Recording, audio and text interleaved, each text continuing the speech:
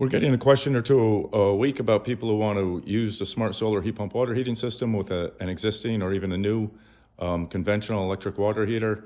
We're in the midst of preparing a supplemental for our install manual that talks about how you do that, but a picture is worth 1,000 words, so here we are. On the left, of course, is a conventional electric water heater with two heating elements, and the right, sitting on the floor, is the Smart Solar heat pump.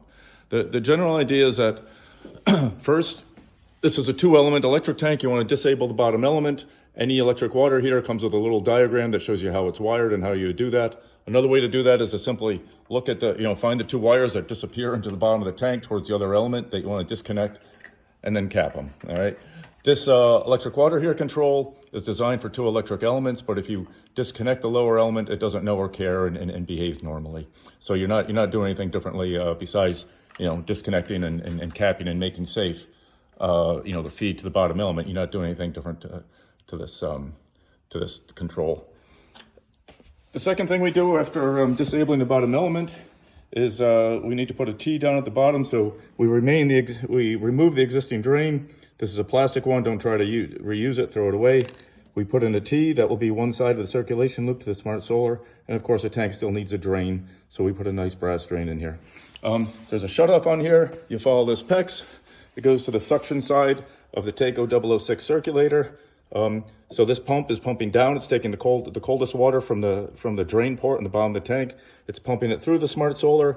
It's being heated by 10 or 20 or 30 degrees Fahrenheit, depending on the outdoor conditions. That heated water goes back up to the tank, to this T that we've installed, and it sends the heated water back down towards the bottom of the tank through this dip tube. That heated water will slowly rise to the top of the tank, and that's a basic circulation loop. Now you might ask, well, why just why send the heated water from the Smart Solar to the bottom of the tank? Why not just send it to the top of the tank? And the answer is that these designs are called a multi-pass. Each pass of water through the Smart Solar heat exchanger warms it up by 10, 20, or 30 degrees Fahrenheit. It's not a single pass. A single pass would be where it warms it up 100 degrees, in which case you could simply send the hot water back to the top of the tank. But that's not what this system is. Basic plumbing. You see a mix valve here. That has nothing to do with the fact that this is a Smart Solar. Every water heater should have a mix valve. This, of course, is to hot out to the house. So the hot water comes out of the water heater, goes through the mix valve.